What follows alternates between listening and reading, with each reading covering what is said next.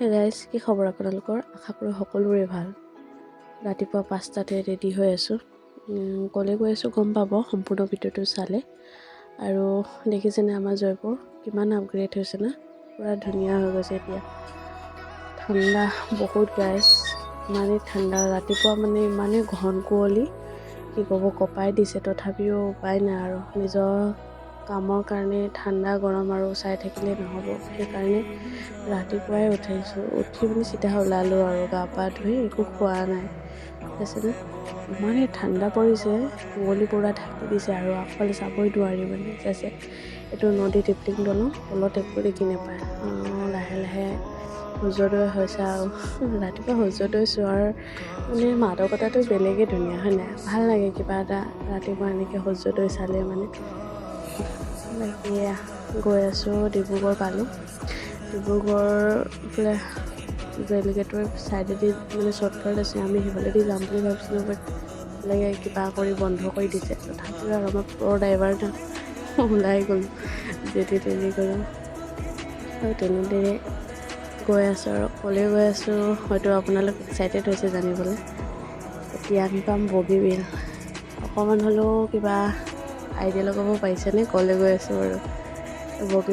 বগীবিলৰ সুন্দৰতা কি ক'ম, শব্দ নাথাকে আৰু ইমানেই ধুনীয়া মানে চাই থাকিবলৈ মন যায়। আৰু সেইবোৰ মানে জেগাত অকণমান ৰখি নিজকে কেলে জানো বিলাই দিবলৈ মন যায় সেই প্ৰকৃতিৰ সুন্দৰতাৰ মাজত।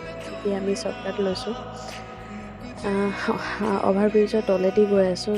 অভাৰব্ৰিজৰ তলেদি গ'লে মানে শ্বৰ্টকাট হয়। আৰু আমি প্ৰথমবাৰ যিহেতু গৈ আছোঁ জেগাডোখৰলৈ, তো আমি মেইন ৰোডৰ বিষয়ে ইমানকৈ নাজানো। গোটেই ৰাস্তা মানুহক সুধি জেগালৈ গৈছোঁ, পাইছেনে?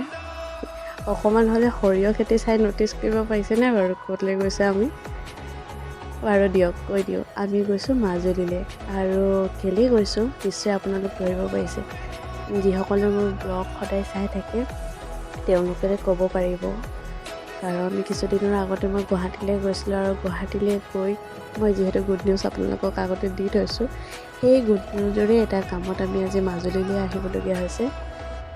আৰু এয়া আমাৰ বাইক ইমানেই ডিষ্টাৰ্ব দিছে মানে ক'ব নালাগে। আৰু ষ্টাৰ্টিঙৰ পৰা বাইকে আমাক ডিষ্টাৰ্ব দি শেষলৈকে ডিষ্টাৰ্ব দিলে, আৰু যাৰ কাৰণে আমাৰ ভালকৈ জেগা চোৱাও নহ'ল।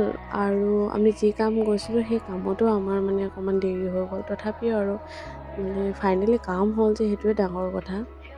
বাকী এয়া পামচাৰ হৈ গ'ল বাইক, তাত কিবা কৰি আছে। আৰু প্ৰথম দিন গৈছোঁ যিহেতু জেগাডোখৰ বিষয়ে একো নলেজ নাই বুলি বাইক লৈ গ'লোঁ যাতে সুবিধা হ'ব বুলি, কিন্তু ঠিক সময়তে বাইকটোৱে ধোকা দি দিলে।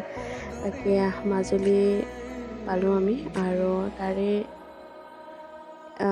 হস্পিটেল শ্ৰী শ্ৰী পীতাম্বৰদেৱ গোস্বামী হস্পিটেললৈ গ'লোঁ, যিহেতু মোৰ এডমিশ্যন আছে।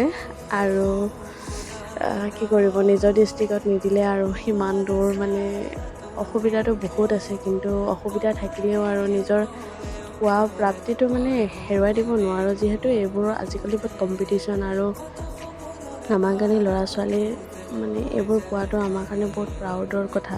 চ' এইবোৰ কথা মানে সাধাৰণ নহয় আৰু আমাৰ কাৰণে। এয়া আৰু নথি পত্ৰ লৈ এডমিশ্যন ৰুমত সোমালোঁ। যিহেতু তাত মানে বাইদেউ এগৰাকী বহি আছিলে, আৰু তাতে বহুত ছোৱালীও আছোঁ আমি। তেওঁলোকেও নিজৰ নথি পত্ৰ দি এডমিশ্যন কৰাই আছে, আৰু ময়ো ৱেইটিঙত বহি আছিলোঁ। ফাইনেলি এডমিশ্যন হৈ গ'ল, কিন্তু পে'মেণ্ট প্ৰচেছটো যিহেতু তাত নহয়, সেইকাৰণে আমি SBI বেংকলৈ যাবলগীয়া হ'ল। আৰু এয়া হস্পিটেলৰ বাহিৰ ভাগটো, এইটো মেইন গেটৰ ছাইডত ধুনীয়া আছে। আৰু কি সুবিধা আছে নাই সেইখিনি ইমান বিশেষকৈ নাজানো, মুঠতে এতিয়া বৰ্তমান হোষ্টেল নাই বুলিহে শুনিছোঁ।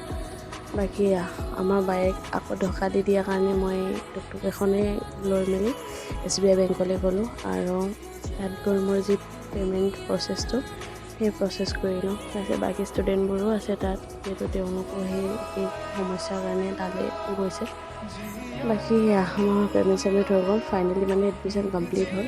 আৰু আমি অকণমান হস্পিটেলটো অকণ ভিজিট কৰোঁ বুলিয়ে গ'লোঁ। চাইছোঁ আৰু কিমান ডাঙৰ নেকি। আৰু যিহেতু ৰাতিপুৱাৰ পৰা একো খোৱা নাছিলোঁ, সেইকাৰণে মাংস ভাতে পূৰা দবাই মেলি খালোঁ। আৰু শেষত ৰুম বিচৰা প্ৰক্ৰিয়া আৰম্ভ হ'ল। সেয়া আৰু ৰুম বিচাৰি আছোঁ। ৰুমো মানে এনেকৈ কম দামত যিহেতু নাই, সেইকাৰণে ৰুম ফাইনেল কৰাই নহ'ল। আৰু শেষ কৰি যেতিয়া ওলাব লৈছোঁ, আকৌ বাইকে ঢকা দি দিয়াৰ কাৰণে এয়া লাষ্টত গৈ টায়াৰ চেঞ্জ কৰিবলগীয়া হ'ল।